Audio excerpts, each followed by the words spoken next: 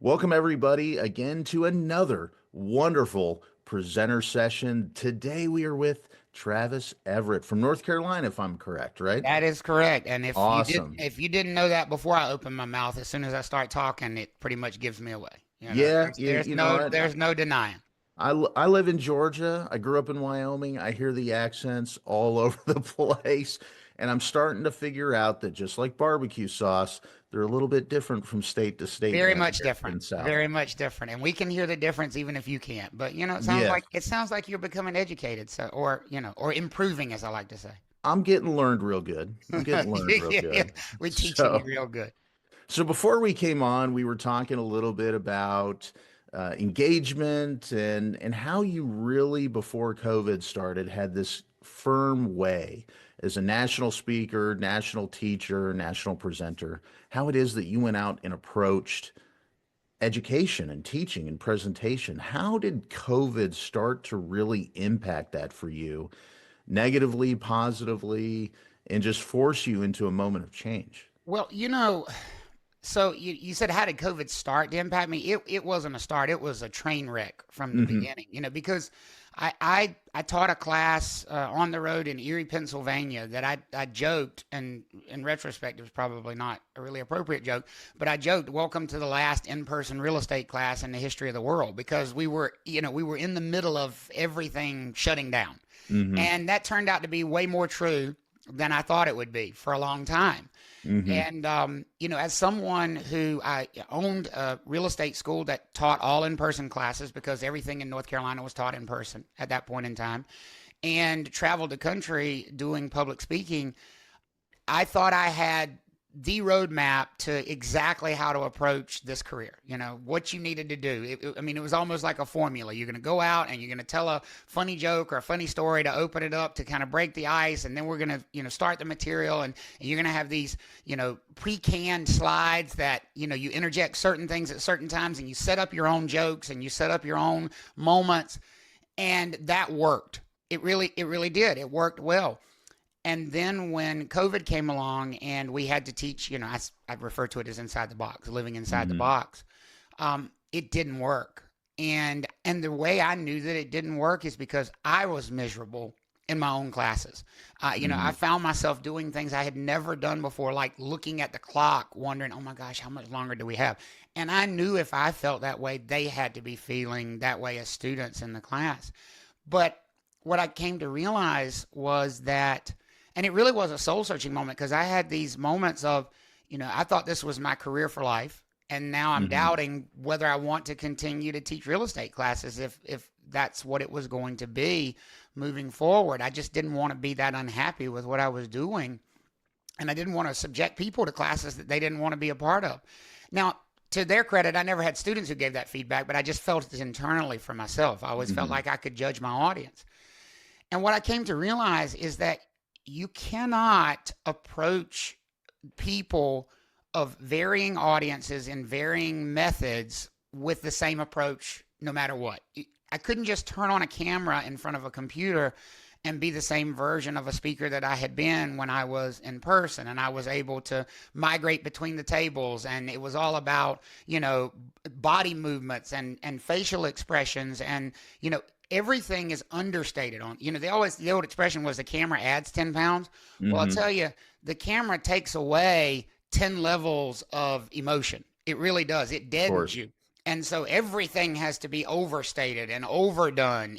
Like, if the way I present in front of the camera when I'm teaching online, if I did that in person, people would have me committed by the end of the presentation. But it took me a long time to figure that out, Yeah. and it came not as like it was not like an overnight sort of like just epiphany. It was like over time I realized you got to do more. You got to you got to be louder. You got to be bigger. You got to if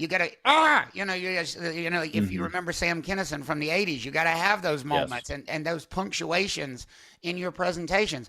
And then I started thinking, well, you know what? If I'm teaching online with a computer anyway, why am I not using sound effects? I mean, I was a DJ. I was a DJ at a skating rink. It was my first job out of high school. Yeah.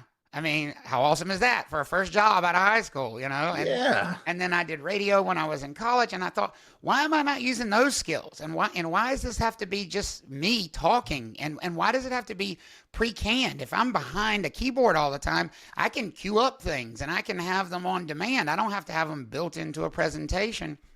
And then I thought, well, why does it have to be just me talking? Why aren't they talking? Why am I not encouraging the students to unmute more? And then, so that became sort of a free for all, which is a little bit chaotic, but it's amazing the flow you get into when people feel like they have the ability to stay unmuted, just like you are right now as a student, versus I have to raise my hand and I have to wait for them to unmute me. And that's bullshit. I'm sorry, it just is. For us to treat our students like they're 3 years old and put them in a corner, I don't like it. And so for me, engagement was about meeting them as students where they were. Rather than expecting students to like what I was doing, I was finding ways to connect with them. So that's probably a longer answer than you wanted, but No, no, no. Look, when somebody's on a roll, you don't stop them because everything you were saying was absolutely correct. And it kind of teases me a little bit. I love talking about emotion in marketing. I'm a marketer by trade, came into the real estate industry a couple of years ago, but I tell everybody there is no decision made with this. Every decision is made with this. You just find reasons to justify it up here. absolutely. You find justifications to make the decision your heart wanted to make all along. Yeah. Absolutely. So that goes to my next question for you, right? You were emotionally invested in the way you did things. hmm COVID comes along, it's the train wreck, like you say. How did you navigate that change in your own decision center and then look at yourself and say, I maybe had been selling myself short, had been selling my students short, or maybe not even selling them short, just saying, I'm a lot cooler after forcing myself to challenge my own assumptions about how to do what I'm doing. Well, I think this is a great question. And I think the answer can be either really embraced by a lot of people or really make a lot of people uncomfortable because I've been in the industry now for 20 years and I've been teaching for 15 years as an instructor. And I was very fortunate to have become an instructor and learned from some of the absolute best people that have ever done this. And I count my blessings for that. I learned from people like Larry Outlaw at the North Carolina Real Estate Commission. I learned from people like Carol Murray. I learned from people who have, sort of blazed that path in a bunch of different ways. But what I also learned is that for better or worse, they learned that skill 30 or 40 years before I did. And time marches on whether we want it to or not. And what students want, what they need, is going to be shaped by their environment, not shaped by us. And students now don't have an attention span. They just don't. And none of us do because we are bombarded by media all the time in short snippets. I mean, how many people sit there and scroll their Facebook feed or scroll their TikTok or scroll on Instagram and they're looking at 30 seconds of this and 15 seconds of that. And, oh my gosh, I watched 2 minutes of that. That's amazing. And then we think we're going to put them in a 4 or 8 hour class and keep their attention the whole time by simply talking about real estate material. It's not realistic. And so what I came to as a conclusion was I don't drive the bus. This show is not about me. It's about them. It's about getting to know them. And you can do that in any medium. You can do that in person. And I think that the amazing thing for me was that teaching online actually taught me how to be a much better in-person instructor as well. I used so many of those skills that I learned, through the DREI program and the people that had taught me so well on the computer. But then I also took some of those skills that I learned on the computer back to when I do an in-person presentation. And I remind myself of, you've got to engage them. It's not about talking at them. I would have never had that internal because it was a performance before. It was totally a performance where they were the audience and I was the presenter when I was doing, nothing but in-person presentation around the country. And teaching in this format, it taught me that they need to be engaged. And engagement doesn't mean just keeping their attention. Engagement means active engagement. It means them participating. It means the students having the freedom to express what they're thinking, even when they're frustrated, to express what they're thinking, to know that they're in a judgment-free zone, to know that we're all in the same boat together and we're trying to get things worked out.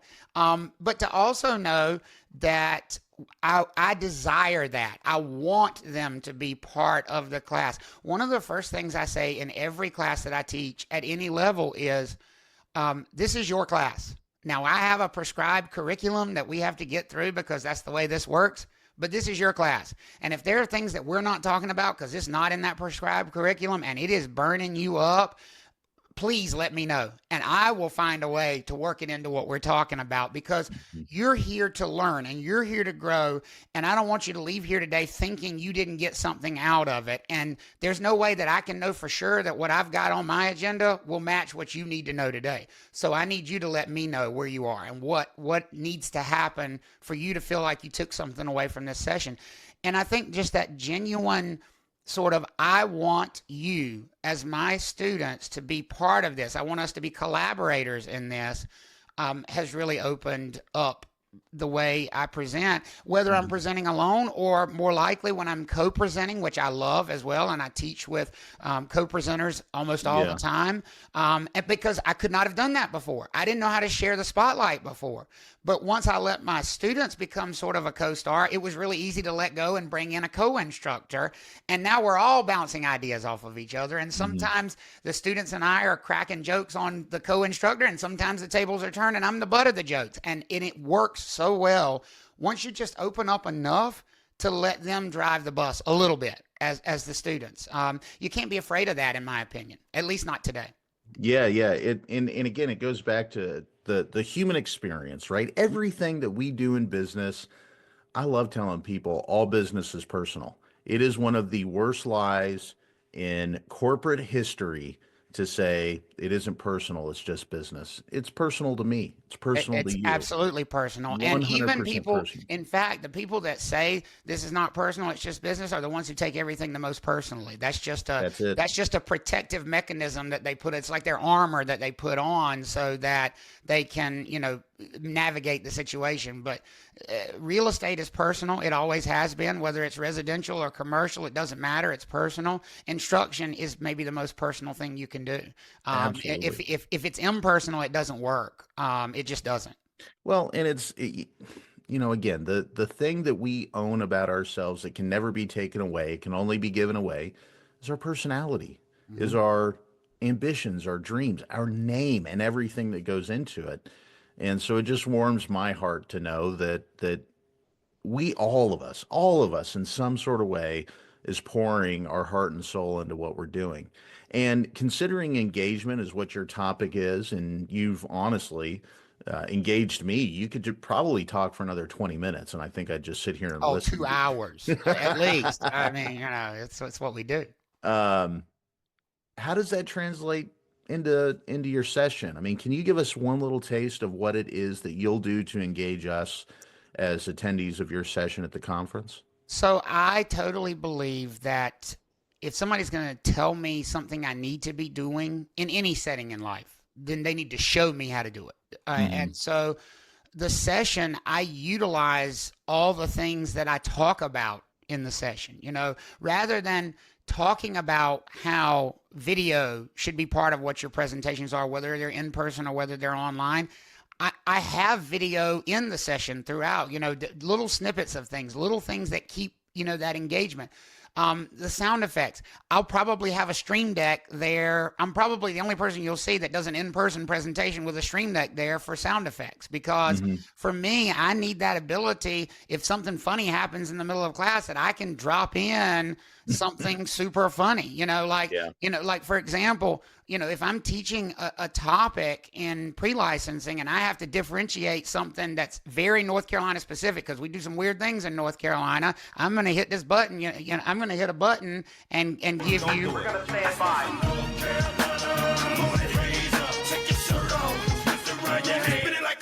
Look, if an elder takes his shirt off, and twist it around his Glenn head takes his like a shirt off at every helicopter? presentation. Apparently, you haven't been to the right ones. That you just got to go to the late night ones, like, and so Not it, surprised at all. it's all about those little moments, and those little moments add up to be such a big package. And it's so funny how students remember the silliest things, like they come back. My morning classes always start with Dolly Parton's 9 to 5. That's like their school bell, like, Mhm. if it's 9 o'clock class, you're going to get Dolly right before class starts. And they come back, and if you don't do it, they're disappointed. Like, like they remember just these little things. And that's what engagement is about. And I believe in demonstrating that. I hope the session will be 30% me talking and 70% other people sharing their ideas or their experiences, or asking, how do you do this? How do you integrate this into what you do? Because I don't think you can talk about engagement or teach engagement without having the engagement of the people that are in the room Mhm. with you. Well, listen, everybody, you heard it here from Travis. You're going to get stories of roller skating and DJing, Dolly Parton, Len Elder with his shirt off. You're going to get everything from Travis at the session at the REEA conference. But the only way that you can attend that session, as well as all of our presenters, is to register right now at reaconference.com. We have these amazing Do I rates get a within the kickback from this? I'm just not a kickback. I mean, a referral fee. an Do I? affiliate fee. Not my bag to hold on that. So I will tell you what, you can I talk got to to Chris and Rick. negotiate separate. Everything's negotiable, right? Everything's negotiable in real estate. So, look, if Travis, you want him to get that affiliate fee or at least have more negotiating power, the only thing you can do to help him out and help yourself out is to register at reaconference.com. Jenny Nicely has put together this amazing conference, including the whole team in Myrtle Beach. And if you watch Jenny's presentation, if you watch Travis and everybody else, you know that we are going to a dynamic town with dynamic people. And even some of those sessions will have sound effects. And as we learn, if it's a late night session with Travis, Len Elder will be there with his shirt off. Real Travis, estate after dark. real estate after dark, man. Travis, appreciate you joining us today. No, thank you, Robert. It's been great.